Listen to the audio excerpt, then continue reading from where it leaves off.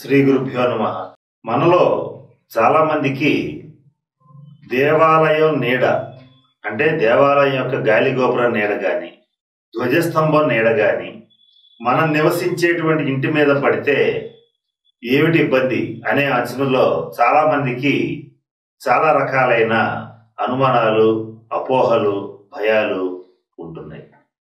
సాధారణంగా ఈ విషయంలో వాస్తు శాస్త్రం ఏం చెప్తోందంటే శివాలయానికి ముందు వైపున నివసించకూడదు, వైష్ణవాలయానికి వెనక వైపున నివసించకూడదు, శక్తి ఆలయాలకి అంటే అమ్మవారి గుళ్ళకి ఏటేపున నాలుగు దిక్కుల్లో ఎక్కడా కూడా నివసించరాదు అని చెప్తోంది.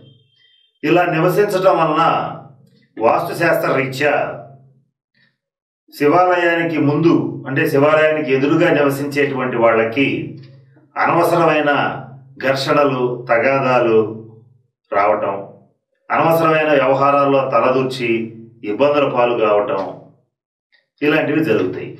వైష్ణవాలయానికి వెనక భాగంలో ఉన్న లక్ష్మీ కటాక్షం లేకపోవటం అంటే ఆర్థికంగా నష్టపోవటం, ఆర్థికంగా బలపడలేకపోవటం, ఇబ్బందులకు గురవటం, అప్పులు పాలవటం ఇలాంటివి ఎక్కువగా జరుగుతాయి.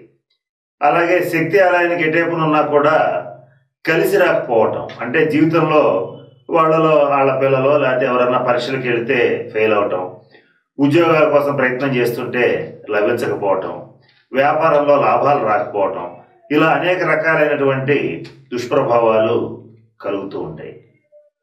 అయితే మనం ఇక్కడ ఒక విషయం ఆలోచించాలి. దేవాలయం అంటే దేవుడి ఆలయం అంటే దేవుడి ఇల్లు. ఈ దేవుడి ఇల్లు మన ఇంటి పక్కన ఉంటే తప్పేంటి? దేవాలయం మన ఇంటి పక్కన ఉందంటే గొప్ప.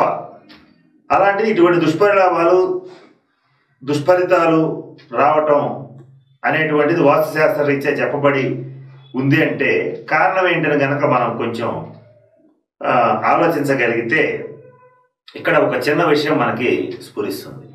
ఏంటంటే దేవాలయం కొన్ని బీజాక్షరాలతో, యంత్రాలతో, తంత్రాలతో, కొన్ని మంత్రాలతో సశాస్త్రీయంగా ఆగమశాస్త్రం ప్రకారం నిర్మించబడినటువంటి కట్టడం. మన ఇల్లు సాధారణ వాస్తుశాస్త్ర రీత్యా నిర్మించబడినటువంటి కట్టడం. ఇప్పుడు దేవాలయం పక్కనే మన ఇల్లు ఉందనుకుందాం. ఉన్నప్పుడు మన ఇంట్లో శుభకార్యాలు జరగచ్చు, కొన్ని సందర్భాల్లో దురదృష్టవశాత్తు కొన్ని అశుభకార్యాలు కూడా జరగవచ్చు. జరిగినప్పుడు ఆ ఫలితాలు, ఆ ప్రభావాలు అంటే అటువంటి ఏదైనా దుష్పరిణామాలు జరిగినప్పుడు దీని యొక్క ప్రభావం పక్కనే దేవాలయం ఉన్నప్పుడు దాని మీద పడి ఆలయ ప్రశాంతత, పవిత్రత దెబ్బతినే అవకాశం ఉంటుంది. దేవాలయం అనేది అందరికీ సంబంధించింది, ఇల్లు అనేది వ్యక్తిగతం. ఒక వ్యక్తి కోసమో, ఒక కుటుంబం కోసమో కొన్ని వందల వేల మందిని డిస్టర్బ్ చేసినట్టు అవుతుంది. అందుకని ముఖ్యంగా దేవాలయాల పక్కన ఇల్లు నిర్మించకూడదని చెప్పేవాళ్ళు. అలాగే పూర్వకాలంలో దేవాలయాలు ఏవి కూడా ఇళ్ల మధ్య ఉండేవి కాదు. వీలైనంత వరకు గ్రామానికి దూరంగా అంటే ఈశాన్యంగా, చాలా దూరంగా, ఊరికి దూరంగా దేవాలయాన్ని నిర్మించేవాళ్ళు. కాలానుగుణంగా ఇళ్ళన్నీ దేవాలయం చుట్టూతా ఏర్పడిపోతున్నాయి. ఏర్పడినప్పుడు ఈ రకమైన దుష్పరిణామాలు వస్తున్నాయి.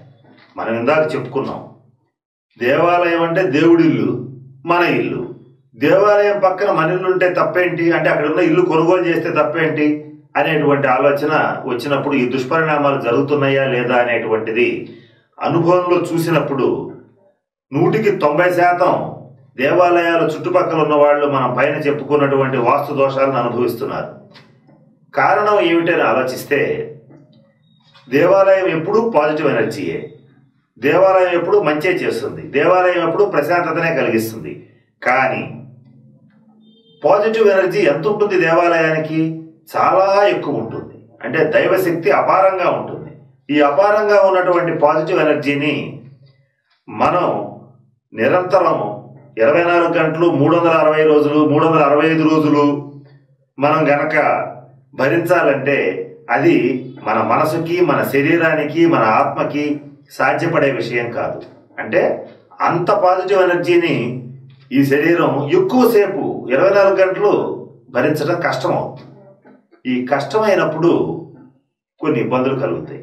అంటే మనం ఇందాక చెప్పుకున్నట్లుగా ఇళ్లలో సంసారబద్ధమైనటువంటి ఇళ్లలో సహజంగానే బహిష్టు మైల ఇట్లాంటి ఇత్యాది దోషాలు కలిగినప్పుడు, ఇంటి పక్కనే గుడి ఉన్నప్పుడు ఈ దోషాలు ఎంతో కొంత ఆపాదించబడతాయి. అంటే దేవాలయం యొక్క పవిత్రతని చెడగొట్టే విధంగా తయారవుతాయి.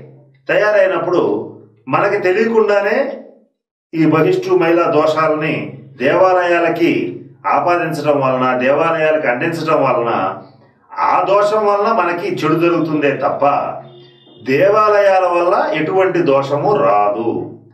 దేవుడి వల్ల దోషం రావడం అనేది రాంగ్ కాన్సెప్షన్, అంటే అబద్ధము. ఈ ఆలోచనే తప్పు. మనం దేవాలయాల పక్కన ఎవరుండొచ్చు అని కనుక ఆలోచించినట్లయితే పీఠాధిపతులు, మఠాధిపతులు, సన్యాసులు, ఉపదేశ పరులు అంటే ఉపాసన చేసేటువంటి వాళ్ళు, వీళ్ళందరూ అంటే మహాశక్తివంతులు, అంటే నిరంతరం దైవ ధ్యానంలో కలిపేటువంటి వాళ్ళు, వీళ్ళందరూ కూడా దేవాలయాల పక్కన ఉండవచ్చు.